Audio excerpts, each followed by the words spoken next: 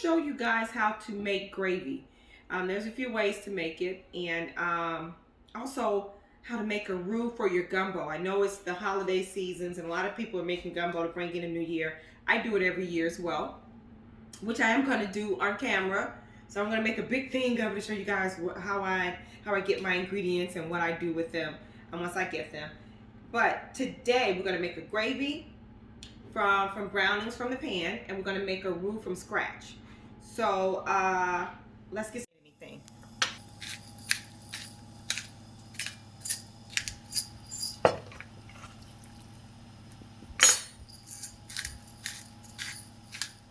A little olive oil in here. That's about maybe 2 to 3 tablespoons.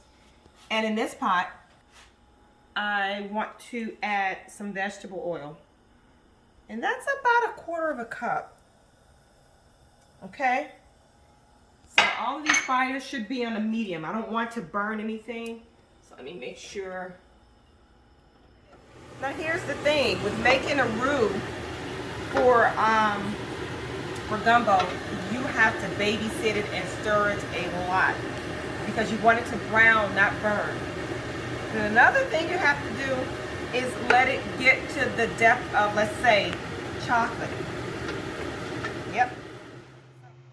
This is the darkening progression of a roux. The longer the roux is cooked, the darker the roux will become and will make your gumbo more flavorful. Yep. So I'm not calling anybody out or anything, but if you get somebody's gumbo and this is as brown as, let's say, dishwater, that's not dark enough, okay? So traditionally, gumbo is brown. So let's see. Can you get in a little closer to that? See how it's browning already?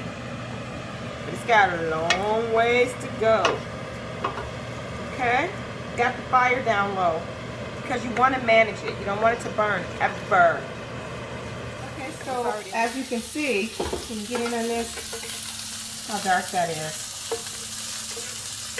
That's chocolatey, right? How chocolatey it looks.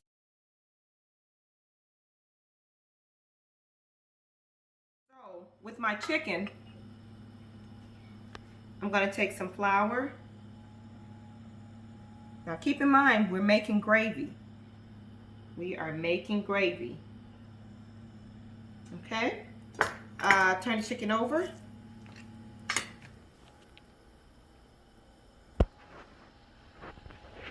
And if you notice, I didn't batter the chicken. I'm going to turn this over. Okay, that's the butterfly chicken breast. See those little bits and pieces? There isn't much of it because the chicken you fry, the more browning you'll get in the pan. So this is not going to render that much, but you'll get the idea of it once I'm done with this.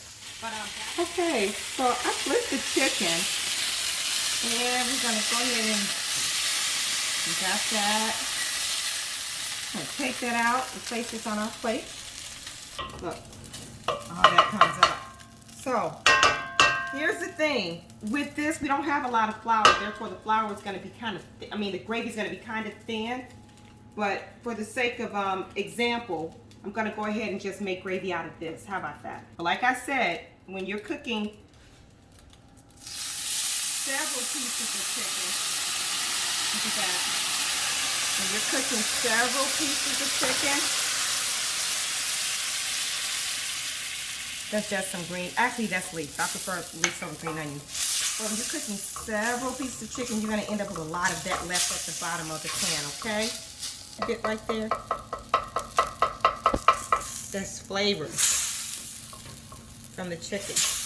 The consistency is like au jus from steaks. Okay, so it's not exactly a gravy. It's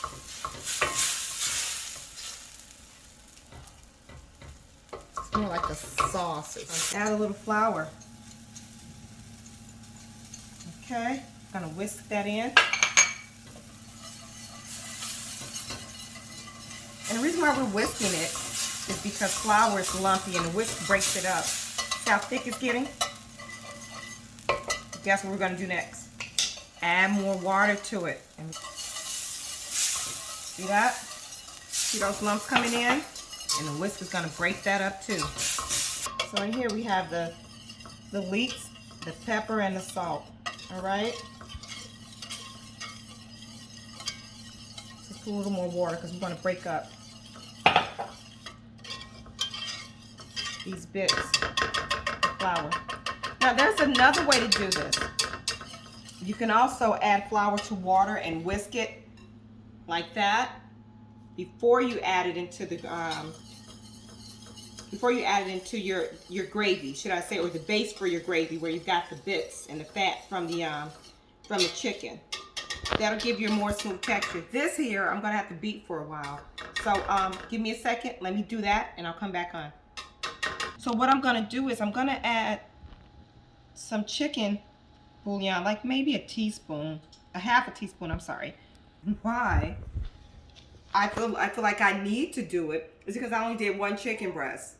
Okay, now had I done, like, say because I'm cooking for the family, I've done like maybe 7, 8, or 9 chicken breasts, I'm gonna have a whole lot of stock left over from the chicken, and that really amps up the flavor. But I didn't have that tonight. I just did one chicken breast, so it didn't render as much flavor as I'd like. So here we go with the gravy. Okay, I'm back.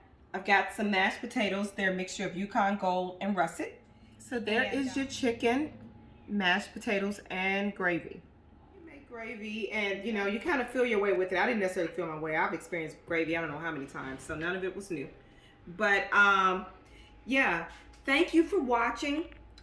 Check back from time to time for my my new videos, and subscribe, follow, like, share, all that good stuff.